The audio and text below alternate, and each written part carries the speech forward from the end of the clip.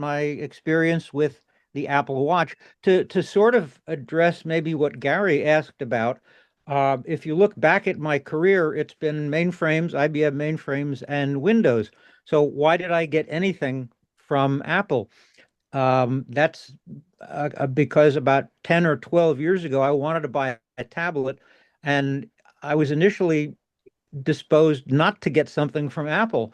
But all of the advice that I got, all of the reading that I did, said that if I was getting a tablet for the tablet experience, back at that time, it needed to be an iPad.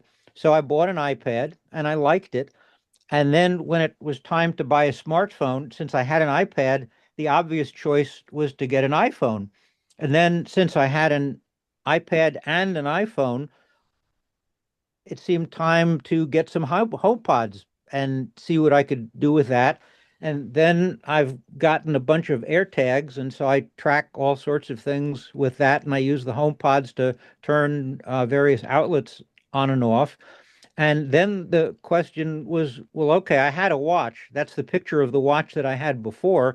It was exactly the watch that I had been looking for. It is light powered, light charged, so I never needed to replace a battery. It had two time zones. There's the hands, the analog hands, and the digital little window, and it resets itself every night from the government broadcast of the time signal. So why would I replace that with an Apple Watch? I heard about a cardiac health study that seemed interesting. I applied to it. The opening bid, you had to already have an iPhone, and then you had a choice. You could either half of the people in the study would use just the iPhone, and half would use an Apple Watch. The two options were I could buy the watch for $49, which was, I think, a 90% discount, or I could take a free loaner for 3 years. Without the cardio study, I would not have been looking for an Apple Watch. I wouldn't have bought it. I wasn't sure that I'd like it, so I took the loaner option, and I figured that if they wanted it returned after 3 years, I would buy the then current model, um, or if they didn't want it, I would keep it. It turned out that they did want it, and so I returned it and then bought the current model. The study model had been a Series 6, and what I bought was a Series 9. This is a summary of some of the things that you can do with the Apple Watch, and I'll go through these in more detail. You can pay when you're checking out. I was at the farmer's market this morning, and everything that I paid for, I just waved my watch and it clicked, and I was done. You can use the watch to get on transit systems like Metro. You can record voice memos. You can predict the weather, set alarms. The watch is a guardian angel. It will ask if I have fallen, and if I say yes or I don't answer, it will call emergency numbers. I've not fallen, but it has thought I have fallen a couple of times when I was making sudden motions, and it asked if I was okay, and I said yes, and that cheered it up and calmed it down. You can hold all kinds of credentials like vaccinations, AAA card, AARP, Geico. During COVID, when there were places that you had to show your vaccination records, I would just bring it up on my watch. That was as convenient as it could be. You can use the watch to find your iPad, your iPhone. You can use it as an intercom. You can talk to the watch and have it make public service announcements, PA announcements to all of the HomePod speakers. I will do that sometimes if I'm out. If I've gone to the After Paddock's Pizza Sig and I'm on my way home with pizza for my wife, I will tell my watch to tell the HomePods at home to tell my wife that I'm on the way with pizza. The watch can also control the home app. And so with the watch, I can turn lights on and off in the house. And there's an app for my hearing aids. So if I want to raise the volume, lower the volume, put all my devices into theater mode, I can do that easily on the watch. The study loaner was a 6. They wanted it back in exchange for sending back the watch. They sent me a $20 gift card. I bought a Series 9 that had more features than the Series 6. The current models are the Series 10, the Ultra 2, the SE, the Nike, the Hermes, and the Studio. I have the Series 10. I know a little bit about what the Ultra 2 can do. A friend of mine has that. The SE watch is a lower function version. And I think the Nike, Hermes, and Studio are really just design differences, but not functionally different. It's important to remember that what I'll be talking about through this, these are my experiences, not an exhaustive, comprehensive product pitch. One thing to remember is that for the watch, like all of the other Apple devices, there is a take control book, which goes into just extraordinary detail of all the functions, all the features, all the different things that you can do. The manual, the book for the watch is something like 150 pages, and that's the highest ratio of documentation manual length to product size. This is a tiny product, and it has a huge documentation resource in the book. And to go back to Gary Odie's question earlier, whether or not to get an Apple Watch, there are other brands that probably have very similar features, but I have not done any research outside of the Apple stuff. This is what the hardware looks like. At the top is the face, the watch face, and the bottom is the back of the back of the watch. Cellular connectivity is optional, and I don't have that. I didn't need that. I don't leave the house without my phone, and so the watch is always connected.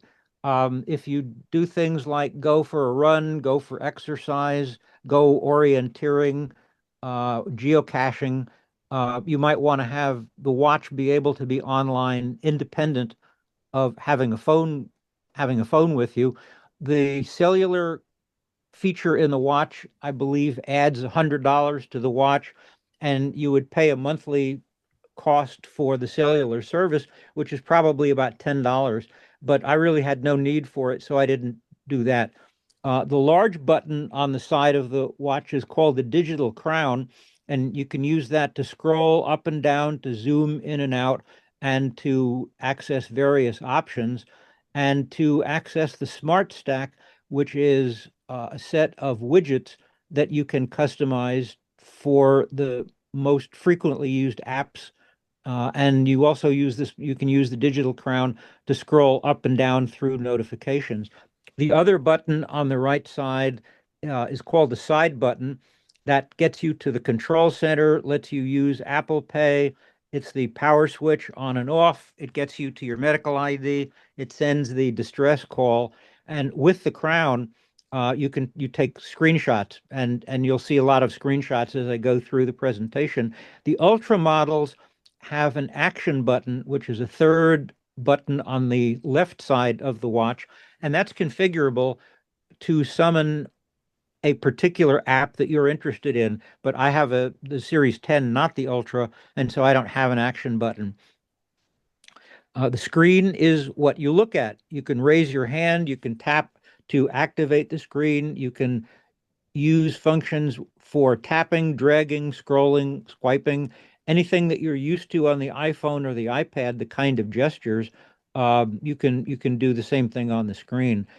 Series 9 and beyond and the Ultra also has double tap gesture that you can make. If you tap your thumb and forefinger on your left hand or the hand that you're wearing the watch on, that attracts the watch's attention. You can answer the phone, you can dismiss the timer, it gets you back into the smart stack of widgets. You can talk and listen. With Siri, you can make and answer phone calls, you can record voice memos. Basically, you have a full function for everything that that command can do. And with AirPods, you can hear messages from the phone, from the watch rather, and the watch has haptic feedback. That means that when it has something to tell you, it will often tap your wrist, and that's especially useful. I use it as the alarm clock, so I tell it when I want to wake up, and besides making a little noise, it taps my wrist. My experience is the battery lasts about 27 hours, so I tend to charge it slightly less often than once a day. It takes 30 to 45 minutes to charge from low to full. And so what I try to do is time it when I'm in the shower. Other than that, I have the watch on 23 and a half hours a day. The watch and the phone partner, the watch will signal the phone when it's fully charged. So if I have the watch on the charger and the phone nearby, the phone will tell me when the watch is ready to come back on my wrist. I have a shortcut that I set up, a custom shortcut on my phone that tells the watch when my phone battery is down to 25%. Um, Minor nuisances related to the battery, the watch will alert when its battery is down to 10%, and you can't change that. And I would, if I could, I would raise that to maybe 20% or 25% just so that I'm alerted earlier that the watch is starting to run down. If I don't know it's running down and get the 10% alert and I'm out, I will just put the watch in low power mode, and it usually can get it home. The other annoyance is that it will alert at midnight if the charge is less than 30% and it says it needs to be better than 30% to get through the night. Again, I would like it to alert earlier, just for convenience, so that I could put it on the charger. I tried using an app, not an Apple app, a third-party app, All My Batteries, that supposedly would have let me share battery status of all the devices on all the devices. I just found that that didn't work. It was not updating meaningfully. And so sometimes it was telling me the battery status of several days ago or a week ago, which did not do a lot of good. So I deleted it. The operating system on the watch is called Watch OS. It works with iOS on the phone, and they work together. The iOS is used to set up the watch. The watch app on the phone with iOS are used to set it up, but not needed later. The watch app on the phone configures most of the main options. That's a screenshot from my phone showing the watch app. That app lets you choose which watch face you use and which complications. There are many, many dozen different watch faces to use and many different complications. Complications is a term that's been in use with watches for a very long time. Complication on a traditional watch face is anything but the time-telling hands. And so Apple has just carried forward that nomenclature, complications, to show to include or describe all of the different features that you can put on the watch face. You can pick the apps you want to install. You can set different options. You can set the how the watch will display apps, whether in list view or grid view. The watch itself also has a lot of settings. It has its own control center, and you can control what notifications you want to get from the watch. Notifications can come from apps, they can be reminders, they can be events you've defined, they can be phone calls, they can be message you're getting, they can be timers. You need to be a little bit cautious in what notifications you enable.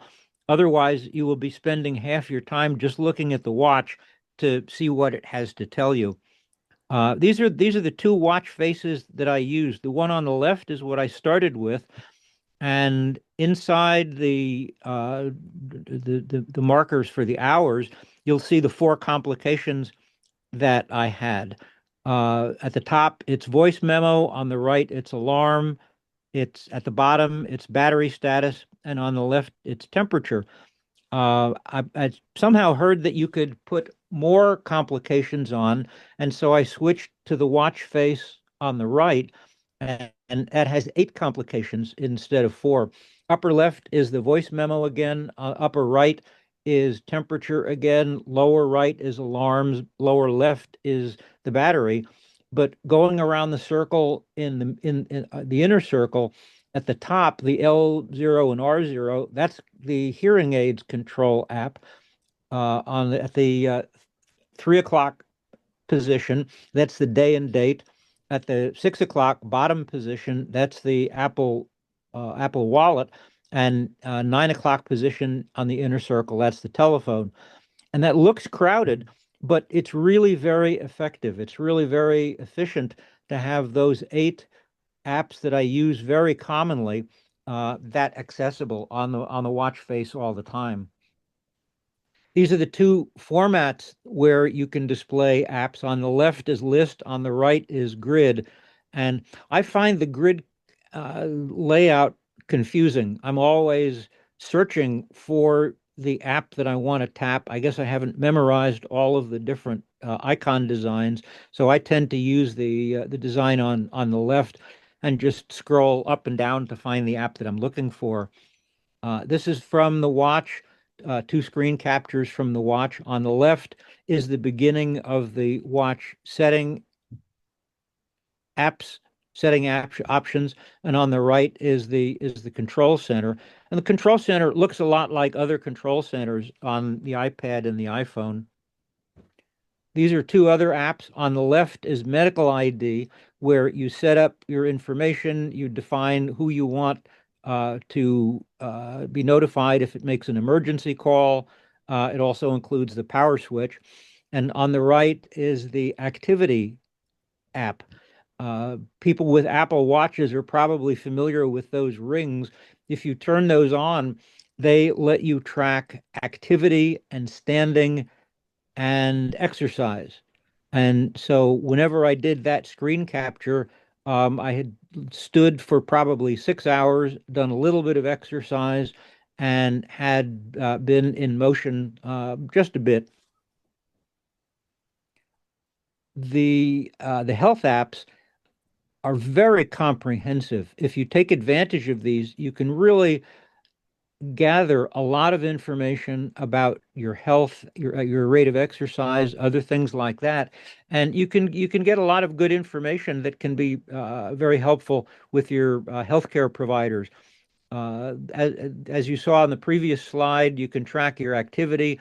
The watch can do an electrocardiogram. It will track your heart rate. It will monitor workouts if you ask it to do that. And the electrocardiogram is quite sophisticated because it will alert if your heart rate is too high or too low, and it will detect atrial fibrillation. And I know at least two people who did not know that they had atrial fibrillation.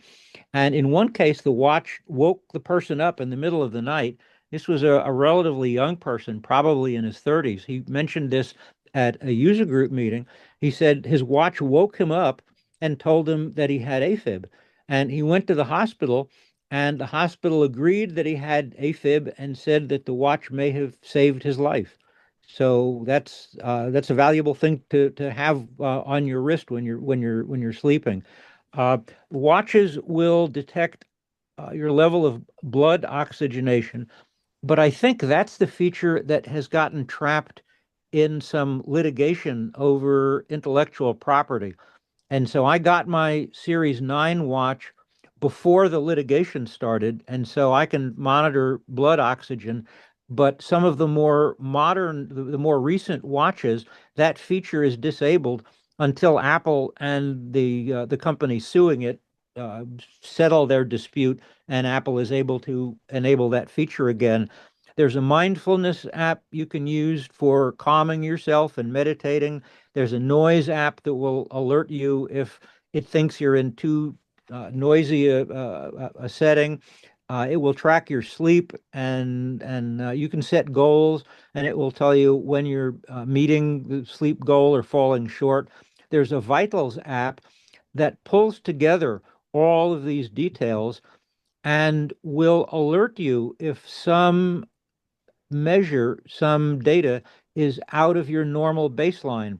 And so a couple of weeks ago, I had a very minor cold, and it was telling me that my heart rate was slightly elevated compared to my baseline, and it was telling me my respiration was slightly elevated compared to the baseline. When the cold went away, the two measures that it had warned about went back down into where it belonged in the baseline. The last app listed there is the Oticon hearing aids. I have the Oticon app on my iPhone, but I also have it on my watch. And so I can raise and lower the volume of the hearing aids just by tapping the watch. I can turn the hearing aids off if I want to. If I'm in a terribly noisy place like a restaurant that has a lot of hard surfaces and a bunch of loud people, I can just turn the hearing aids off. If I focus on people I'm with, I can still hear them, but it turns off the noise that I'm getting from the background. On the left is the blood oxygenation application. On the right is the heart rate. The Smart Stack is a set of widgets that you can summon either by swiping up on the screen or rotating the crown. And that has either a set of default apps or selected app widgets that you want to look at. It has live information, weather, exercise, calendar, other things like that. And it also lets you directly access the app list. If you travel internationally, you can add a translation app, and down at the bottom, it shows just the beginning. The screenshot shows the beginning of the Smart Stack. The Wallet app is one of the ones that I use most often. It holds all sorts of credentials, credit cards, my Metro fare card, as I said, vaccinations, my Starbucks card. I like to go to the sandwich shop in Vienna. And so the wallet has my bonus status. And every time I buy my 10th sandwich at the sandwich shop, I automatically get a free one. It also has my AARP card, my Geico card, AAA card. Many different credentials can be stored in the wallet. Some states are allow a digital driver's license. Virginia has not gotten to that yet, but when they do, that's where my driver's license will live. This is the weather app showing different displays. On the left is the temperature, in the middle is the status of the wind, and on the right is precipitation. It starts out on all of them. You see the number 9 in the outer circle is highlighted. That was the time when I was looking at all of this. And then the hours go around the circle. So you're really getting a 12-hour forecast of temperature, wind, and precipitation. This is the maps, the maps and the compass app. So you can use this for navigation. You can alternate between the compass to see which direction you're going in, and the map app to see where you should be going. And so you don't have to have your phone out. You can just be looking at your watch for navigating on city streets. On the left is the reminders app. I have reminders set for 10 a.m. and 4 p.m. to tell me to stay hydrated. And it looks like when I did that screen capture on the left, I was 2 reminders behind. So I needed to go and do that and drink some water. In the middle is the calendar, and on the right is the alarms. And so you can have one or more alarms that you turn on with the alarms app, or just give the voice command to tell the watch to set a set an alarm. The left app is voice memos. And again, I use this fairly frequently if I'm out, and especially if I'm driving and I want to remember something, I will just tap the watch, bring up the voice memo, and leave myself a note that I can play later, either on the watch or the iPad or the iPhone. On the right is the hearing aids app, showing that the battery's at 70% and the both volume controls are maximum right there. So even more things that you can do. The home app and intercom app work from away from home. So sometimes if my wife and I are out in the evening and we're driving home, I will tell the watch to turn the lights on at home. And I've mentioned that I can use the app, intercom feature to send "Here comes the pizza" alert to my wife. The watch and the phone work together with the Find My app to provide the left behind alert. I have AirTags in a lot of different objects, and the objects can be left at home. It knows where home is, and so it doesn't alert if one of the AirTags is left at home. But for example, if I'm out at the pizza sig after the Padax meeting, I will typically leave my portfolio in the trunk of the car. And as I'm walking towards the pizzeria, the watch will tap me and say that I left the portfolio behind, and it will tell me where it last remembered that the portfolio is, which is usually in the car in the parking lot that I have just walked away from. You can read and reply and write email. I would typically do that more by dictation than trying to type on the screen. I've talked about the Home app. For media, it will tell you what is playing on an Apple device. You can identify music, you can play podcasts, audiobooks, you can look at photos. I've mentioned that for a family setting, you can set up the watch using one person's iPhone, and then it can be used by other people without a paired iPhone. It gives you less function, especially if the watch doesn't have a cellular plan. I'm not really sure what that would do if you have a watch that's not connected to a phone and does not have a cellular plan. There's certainly some functions, the health functions, for example, you could use, but it really wouldn't be able to share that with anybody without one of those connections. Um, the summary is it's an amazing set of functions from a very small device. Watch OS operating system and the apps combine.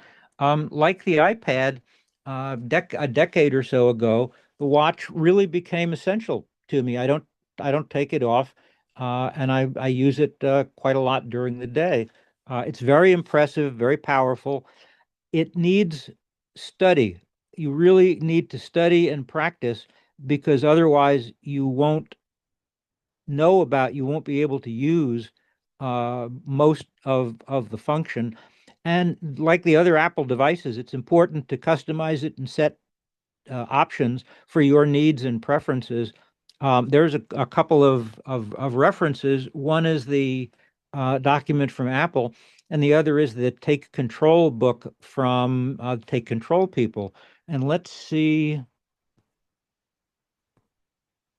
And here is the Take Control of Your Apple Watch book.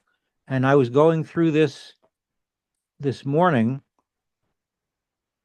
and I'm going back to the table of contents. And so this is an exhaustive tour of everything that the Apple Watch can do. And just browsing through this book this morning, I was finding several features that I really didn't know about or wasn't taking advantage of. And so this will get me after this presentation, it will get me looking through some of the settings and apps on the watch to take more advantage of it.